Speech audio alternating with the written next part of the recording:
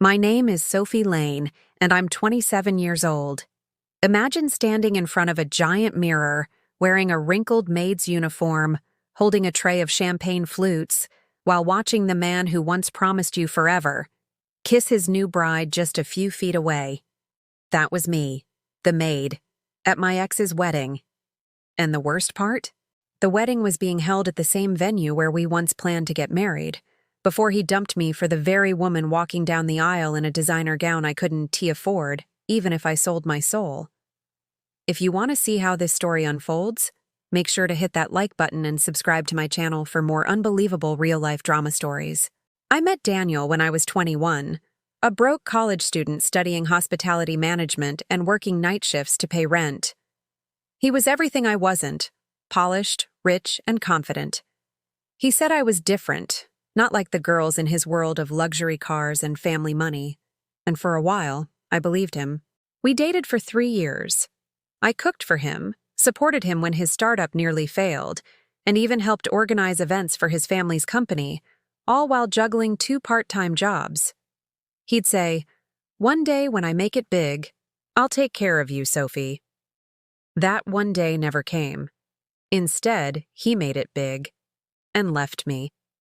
It happened one evening at a rooftop restaurant, the kind of place where waiters whisper and every glass costs more than my weekly groceries. I thought he was going to propose. He'd been acting distant but still affectionate enough to make me believe we were fine. Then he cleared his throat, looked away, and said, "Sophie, you're amazing, but I think we've outgrown each other." Just like that. Like I was a chapter he'd finished reading. I sat there frozen, my heart pounding so loudly I couldn't hear the rest of his speech. He mentioned needing someone who could fit into his lifestyle. Translation? He wanted someone richer, more connected. Someone like Vanessa, his business partner's glamorous daughter. Within months, they were dating publicly. Within a year, they were engaged. And I was just a memory. Life after Daniel was hell. I lost my job after missing shifts from crying all night. My landlord kicked me out when I couldn't pay rent. Eventually, I found work as a hotel cleaner, the very kind of place I once dreamed of managing. Every time I scrubbed someone's bathroom floor, I thought of him, of how easily he'd walked away. But I also promised myself something. One day, I'd make it. And when I did, he'd remember my name. 2 years later, fate decided to test that promise. My hotel assigned me as part of a special cleaning crew for a high-profile wedding. The venue? The Silvercrest Estate? A luxury garden property overlooking the city skyline. I was excited, until I saw the names on the event list. Daniel Carter and Vanessa Stone. I felt my chest tighten. I wanted to run, to quit, to disappear. But I didn't, because that's what the old me would have done. Instead, I stayed. The wedding day was chaos, florists rushing, photographers snapping, and I, holding a tray of champagne flutes, pretending my heart wasn't breaking all over again. I caught glimpses of Daniel in his tuxedo, laughing, charming, radiant. Everything I remembered and hated all at once. Vanessa floated beside him in a sparkling gown, looking like a queen. When Daniel's eyes accidentally met mine, he froze for half a second. I'll never forget the look on his face, a mix of shock, guilt, and pity. He whispered something to a waiter, probably to make sure I was kept out of sight. But it was too late. His perfect world had already cracked. During the reception, while cleaning up in the back, I overheard 2 guests talking. "Can you believe the venue almost went bankrupt last year?" one said. "Yeah, the owner's desperate to sell, but apparently a mystery buyer's already made an offer." That one line stayed in my head like a spark waiting to ignite. A week later, I started researching. Silvercrest Estate was indeed on the market, but it wasn't public knowledge yet. That night, sitting in my tiny rented room with a single flickering bulb, I made a decision. I was done being a background character in Daniel's story. It was time to start mine. Fast forward 3 years. My cleaning job turned into something much bigger. I saved every penny, worked day and night, and eventually started a small event staffing company. It wasn't glamorous at first, but it grew fast. Within 2 years, we had dozens of clients, and one investor saw potential in my management skills. Together, we expanded into full-service event management, and I finally had the means to do what I dreamed of since that awful wedding. I bought Silvercrest Estate, the same venue where Daniel and Vanessa had said their vows, and as fate would have it, 3 months after the deal was finalized, my office got a new booking request. It was from Vanessa Carter, Daniel's wife. She wanted to host her company's charity gala at my venue. My heart raced as I read the name. It was time for Daniel and Vanessa to find out who really owned Silvercrest now. When I saw Vanessa Carter's name on that booking request, I almost laughed out loud. It felt like the universe had been quietly writing the perfect plot twist for me. My assistant, Riley, walked into my office, holding the client file. "Should I confirm the event, Ms. Lane?" she asked. I smiled.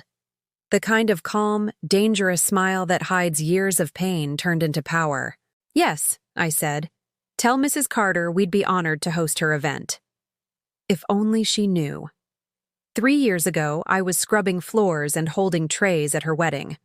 Now, I was the owner of the very venue she wanted to rent, the one she and Daniel had flaunted like their palace of perfection. I wanted revenge, but not the screaming, glass-breaking kind. No, I wanted quiet revenge, the kind served in elegance and wrapped in success. A week later, Vanessa arrived for a meeting to tour the venue. I was standing in the garden courtyard, overseeing a renovation project, when I heard her voice, smooth, rehearsed, dripping with fake charm. "This place still looks stunning," she said to her assistant. "Daniel and I made such beautiful memories here." I turned around slowly. She froze. Her eyes widened, recognition flickering instantly. "Sophie? Sophie Lane?" I gave a small professional smile. "Mrs. Carter, welcome back to Silvercrest." For a second, her expression broke. Surprise, then confusion, then disbelief.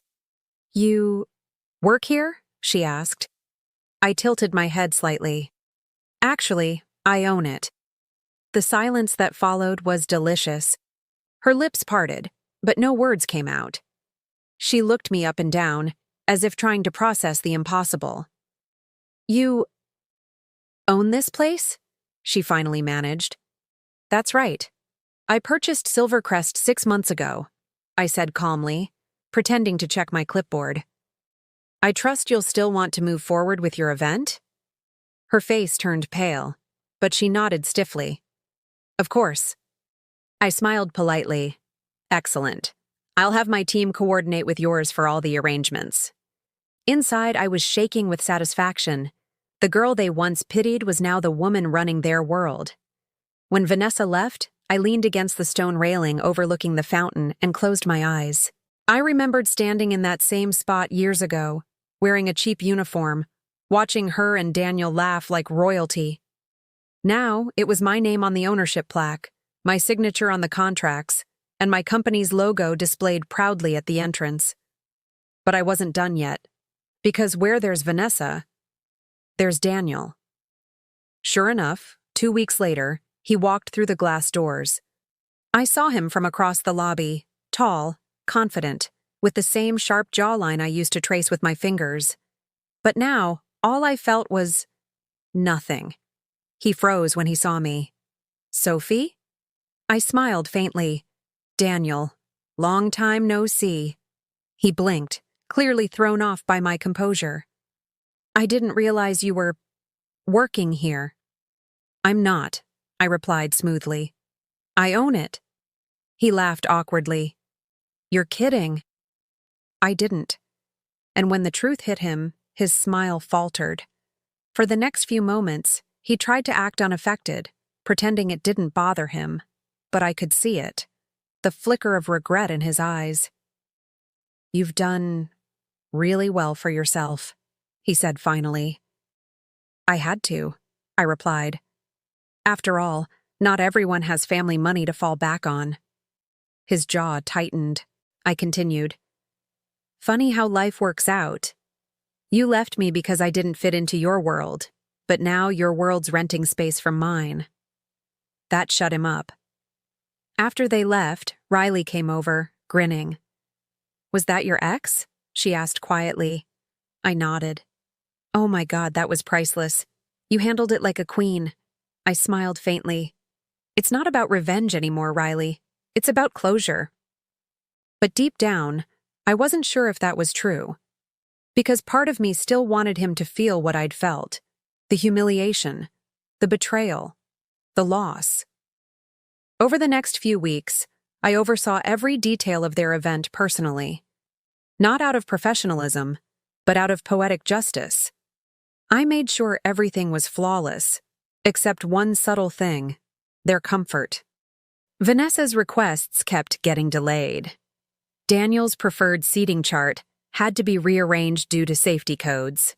Every detail was perfectly inconvenient. To them, it was just bad luck. To me, it was karma, wearing a business suit and holding a clipboard. The night of the gala arrived. Silvercrest glowed under 1,000 twinkling lights, and the Carters were playing their perfect power couple act. Vanessa gave her speech, thanking everyone for coming. Daniel smiled proudly beside her. Then she looked toward me and said, "And a special thank you to Miss Lane and her company for making this night possible." Every guest turned to look at me. I stood, poised, smiling with quiet triumph. "Thank you, Mrs. Carter," I replied. "It's truly an honor, especially since I have such personal history with this venue." Her expression stiffened. Daniel looked down. Everyone clapped, oblivious to the story behind my words. But I saw it, the flash of regret in his eyes, the tightening of her jaw. That was my victory. Not money, not success. Just that moment, watching them realize they'd underestimated me. When the night ended and the guests left, I stood alone in the courtyard. The same courtyard where I'd once cried after cleaning up their wedding mess. Only this time, I wasn't broken. I was whole. And as the last lights dimmed, I whispered to myself, "You did it, Sophie." But fate wasn't done, because what came next was something I never saw coming. The morning after the gala, I arrived at Silvercrest early. The air still smelled faintly of champagne and roses, reminders of last night's perfect event. I felt powerful. For the first time in years, I wasn't someone's leftover or lesson. I was a success story standing on her own 2 feet. But just as I was about to enter my office, my receptionist stopped me. "Ms. Lane," she said carefully, "Mr. Daniel Carter is waiting for you in the lounge." My heart skipped, not from longing, but from curiosity. What could he possibly want? When I walked into the lounge, Daniel was sitting there, hands clasped, staring at the marble floor. He looked tired. The confident, arrogant man I once knew was gone. He stood up as I entered. "Sophie," he said quietly, "I wanted to talk." I crossed my arms. "About?" He hesitated. "About everything." I didn't answer. I just let him fill the silence. He sighed, rubbing the back of his neck. "Last night, seeing you up there, successful, confident, it made me realize how badly I messed up." I raised an eyebrow. "Messed up? You mean when you dumped me at dinner like a business decision?" His face tightened. "I know I hurt you. I was stupid, Sophie. I thought Vanessa and I were a good match. Our families, our status. It all made sense back then. But it wasn't real." I kept my expression unreadable. He continued, voice cracking slightly.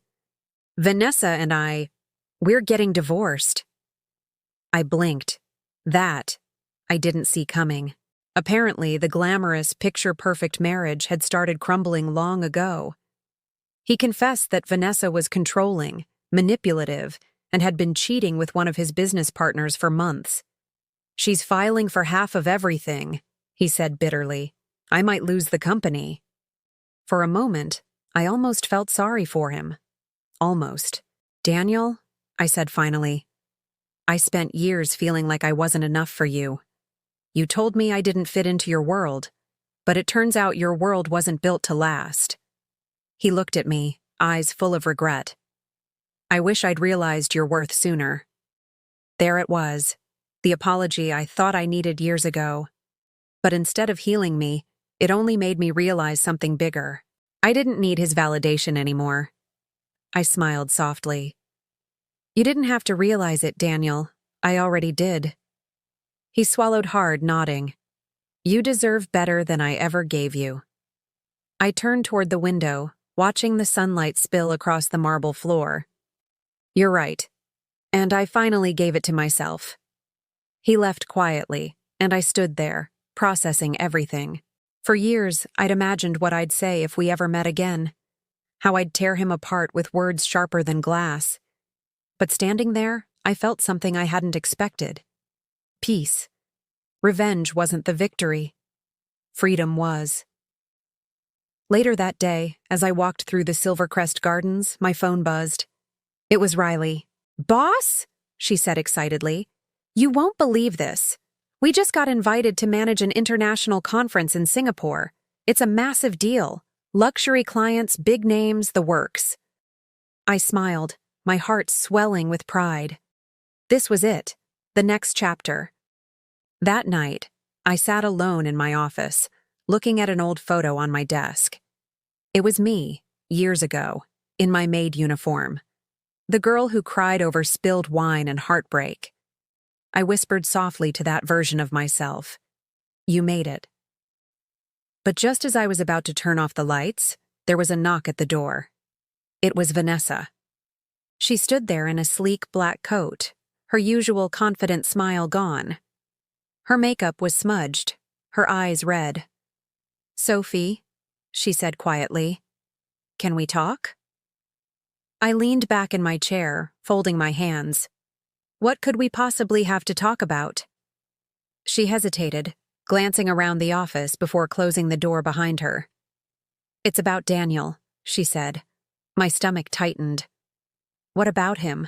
She looked at me with trembling lips and whispered, "He's gone missing." The air froze. "What do you mean missing?" I demanded. Vanessa's voice shook. "He left home 2 nights ago after we had a fight. His car was found abandoned near the cliffs outside the city.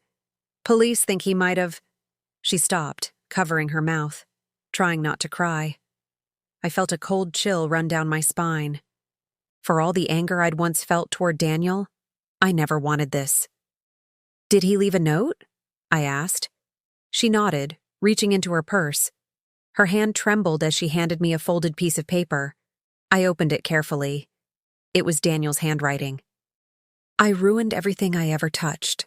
I'm sorry, Sophie, I should have chosen you." My hands went numb. I stared at the letter, the ink slightly smudged, my name standing out like a wound. Vanessa wiped her tears.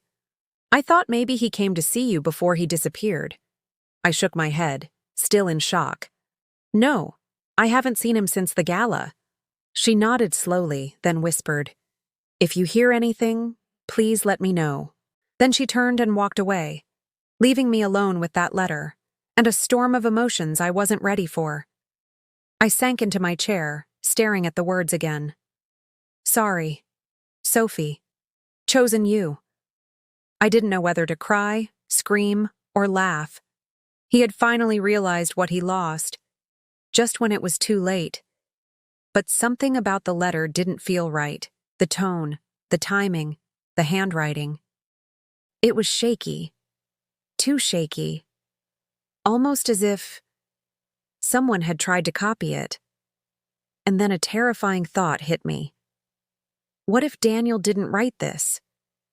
I couldn't sleep that night.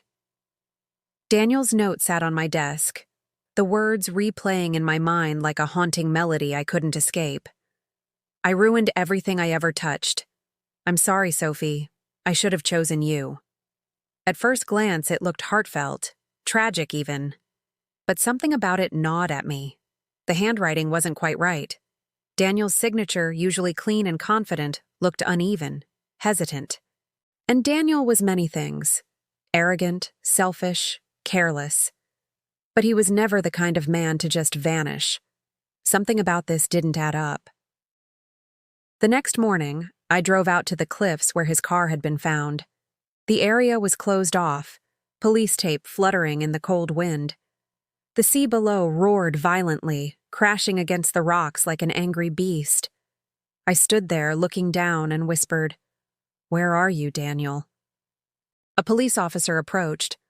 "Sorry, ma'am. Area's restricted. You family?" I shook my head. "No, just someone who knew him." He sighed. "We found his car and phone, but no body yet. Tide's strong here. If he jumped, it could take days, even weeks, before we find anything." I nodded slowly, though my instincts screamed otherwise. Something felt off. Back at my office, I pulled out my old phone, the one I'd used years ago when Daniel and I were still together.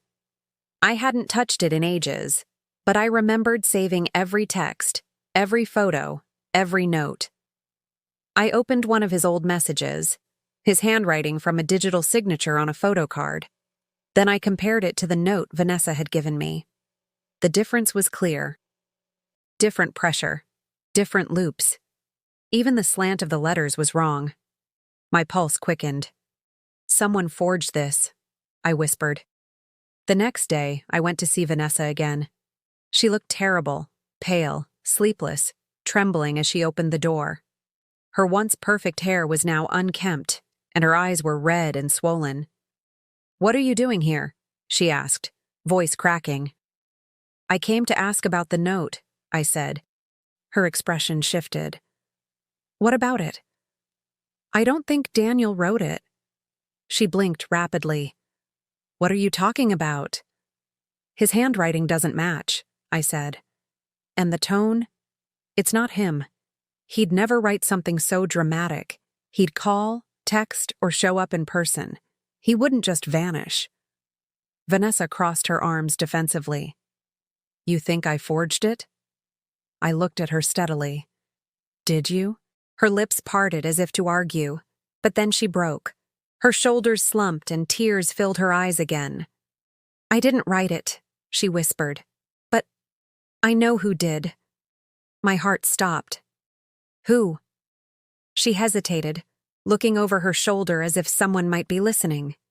Then she whispered, "Daniel's business partner, Ethan Cole." I frowned. "The same Ethan who helped fund your wedding?" She nodded. "Yes.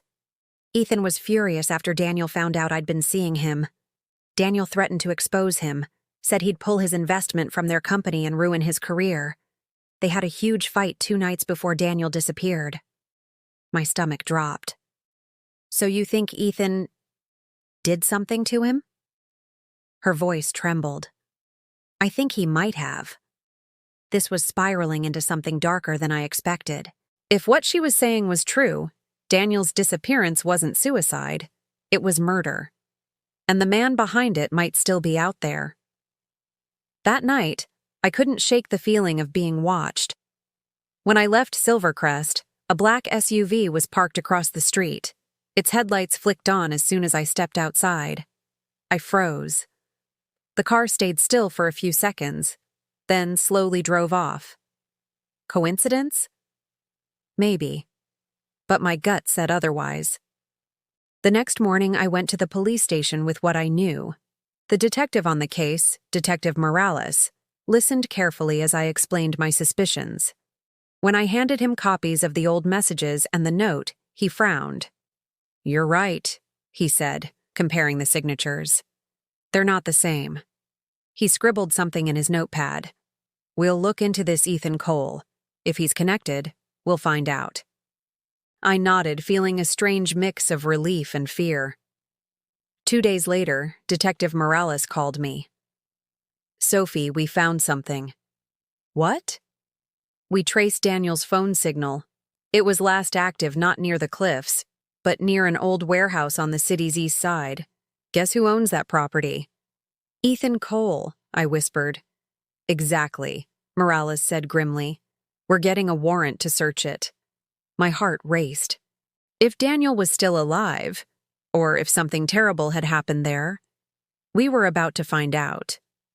That night, I couldn't stay away. I drove to the area myself, parking a few blocks from the warehouse. It was a decaying industrial district, mostly empty after dark. The building loomed like a dark shadow against the skyline. From inside, I could see faint light flickering, like a single bulb swinging in the distance. I crept closer, my heart pounding in my chest. Through a broken window, I saw Ethan Cole pacing the floor, talking on the phone. "I told you, it's handled," he snapped. "No one will find him. That note took care of everything." My blood ran cold. Daniel. He did do something to him. I stepped back, my mind racing, trying to figure out what to do. When suddenly my phone buzzed. The vibration was enough to catch Ethan's attention. He looked up sharply, eyes narrowing. "Who's there?" I froze. He moved toward the window, grabbing a flashlight.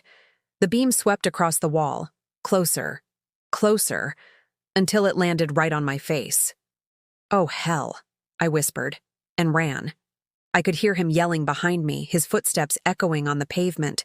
My heart was slamming in my chest as I sprinted toward my car. He was faster than I expected. I could hear his voice, furious, wild. "You shouldn't have come here, Sophie." I fumbled for my keys, jumped inside, and slammed the door just as he reached for the handle. My tires screeched as I sped off, shaking and gasping for air. When I finally got home, I locked every door, every window, and collapsed onto the floor. Tears filled my eyes. Not from fear, but from the sheer realization that this wasn't just revenge anymore. It was survival. The next morning, I called Detective Morales again, voice trembling. "I saw him," I said. "Ethan." He admitted it. He said no one would find Daniel. There was silence on the other end. Then Morales said firmly, "Stay where you are, Ms. Lane. We're moving in now." That was the moment I realized my story with Daniel wasn't over yet, and before it ended, I was going to uncover the full, terrible truth. I sat on my living room floor, clutching my phone, trembling as Detective Morales's voice echoed in my ear. "Stay where you are, Ms. Lane. We're surrounding the warehouse now. If Ethan's still there, we'll get him." My heart raced. Images of Daniel flashed through my mind, his smile, his arrogance, the way he'd once held my hand like he'd never let go. And now? He might be gone forever, because of a man driven by greed and jealousy. I didn't know what to feel anymore, fear, anger, or guilt for still caring at all. Hours passed before I got another call. "We found him," Morales said finally. My breath caught. "Daniel?" He hesitated. "Alive." The word hit me like a jolt of electricity. I stood up so fast I nearly dropped the phone. "Alive? Are you sure?" "Yes. He was locked in a storage room inside the warehouse. Weak, dehydrated, but alive. We're taking him to the hospital now." For a few seconds, I couldn't speak. Tears filled my eyes. "Thank you. Thank you so much." By the time I reached the hospital, it was raining. The city lights blurred against the wet glass as I ran through the corridors, my heart thundering in my chest. When I finally entered Daniel's room, I froze. He looked nothing like the man I remembered. Pale, thinner, dark circles under his eyes. But when he looked up and saw me, he smiled weakly. "Sophie." I walked closer, my voice trembling. "You idiot." He chuckled faintly. "Still calling me that, huh?" I wanted to yell, to hit him, to demand why everything had to turn out this way. But instead, I just whispered, "You're lucky you're alive." He told me everything. The night he disappeared, Ethan had called him to talk things out. They met at the warehouse, but Ethan attacked him, furious that Daniel planned to expose his financial fraud and his affair with Vanessa.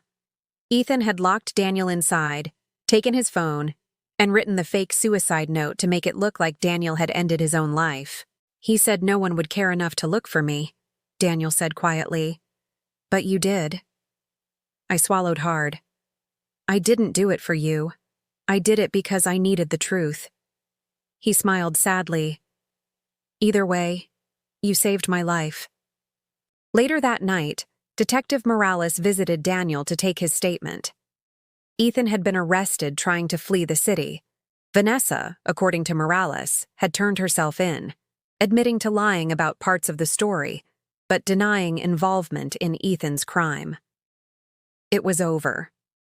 The man who betrayed me, the woman who stole him, and the man who tried to kill him, all caught in a web of their own making, and somehow, I was still standing. A week later, Daniel was discharged. He showed up at Silvercrest, walking slower than usual, but still with that familiar air of quiet confidence. I was overseeing an outdoor event setup when I noticed him at the gate. "You really shouldn't be up and about," I said, crossing my arms. "I had to see you," he replied. I sighed. "Daniel, whatever this is, let's not—" He cut me off. "I know, I just need to say something." He walked closer, his eyes softer now, stripped of the arrogance I once knew.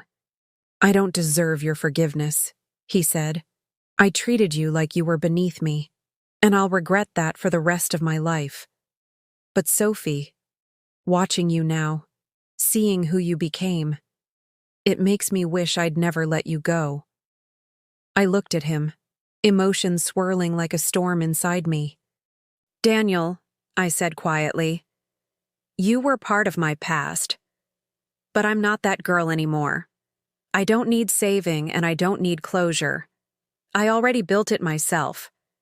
He nodded slowly, his eyes glassy. "I figured you'd say that." He reached into his pocket and handed me something. A small silver ring, simple and elegant. "This was the ring I bought for you," he said softly, "before everything fell apart. I kept it all these years. I guess I just wanted you to have it, even if it means nothing now." I stared at it for a moment, then smiled faintly. "I'll keep it," I said, "not as a reminder of us, but as a reminder of how far I've come." He smiled, and for the first time in years it felt peaceful. Over the next few weeks, life returned to normal, or as normal as it could be. Silvercrest thrived, my business expanded internationally, and my story began to circulate quietly in the industry. People whispered about the maid who became a millionaire, the woman who bought the venue that once broke her heart. Every time I walked through those marble halls, I felt the ghosts of my past, but they no longer haunted me. They reminded me of my strength. One evening, as the sun set over the garden, Riley joined me with a grin. "You're trending online again," she said, waving her phone. "Apparently, someone posted your story on a business forum. You're an inspiration now." I laughed softly. "Guess heartbreak makes good marketing." Riley nudged me playfully. "What about Daniel? You ever hear from him?" I looked out at the horizon, where the golden light shimmered across the fountain. "He moved to another city," I said. "Started a new company. We talk sometimes. As friends." "Friends?" she teased. "Friends," I confirmed, smiling. "Nothing more." That night I stood alone in the courtyard, the same place where years ago I had cried as a maid watching my ex marry someone else. Now I stood there as the owner of everything that once represented my pain. I whispered to the wind. Life has a strange way of writing its stories, doesn't it? And for the first time, I didn't feel bitterness. I felt gratitude for the heartbreak, for the betrayal, for the pain that had carved me into someone unstoppable. Because without all of it, I never would have found her, the woman I became. But as I turned to head inside, my phone buzzed. An unknown number. The message read, "You think it's over, Sophie. It's not." I froze, the light from my phone glowing against the darkness. My blood ran cold. It wasn't Daniel, and it wasn't Vanessa. The number was Ethan Cole's. I stared at my phone, my heart pounding so loudly it drowned out everything around me. "You think it's over, Sophie? It's not." The message glared back at me like a ghost that refused to die. Ethan Cole was in prison. I knew he was. I had attended his arraignment myself, so how could he be sending me messages? My hands trembled as I called Detective Morales. He picked up immediately. "Ms. Lane?" "Detective, I just got a text." "From Ethan." There was a long pause. "That's not possible. He's still in custody. His phone privileges are restricted." "Then someone's doing this for him," I said, my voice shaking. "Someone who knows me, knows everything." The next few days were chaos. The police confirmed the message came from an encrypted burner number, untraceable. And just when I thought it couldn't get worse, strange things started happening. One morning, I found my office door unlocked even though I was the last to leave the night before. Then a letter arrived at my home, no return address, with a single line written inside. "You should have stayed in your place." That's when I realized someone was trying to scare me. Maybe Ethan's accomplice. Maybe someone who didn't want the truth about his crimes to go public. But they underestimated me. Because I wasn't that trembling, heartbroken maid anymore. I was the woman who survived everything. And I wasn't about to be silenced. I installed security cameras at both my home and Silvercrest. I doubled my staff for night shifts. And I quietly began my own investigation. Through a few trusted contacts, I found out Ethan had ties with another investor, a man named Robert Hale, who'd lost millions when Daniel exposed Ethan's embezzlement. Robert was furious. He blamed me for meddling in their business, for being the one who set things in motion. That's when it clicked. The messages, the threats, the break-ins.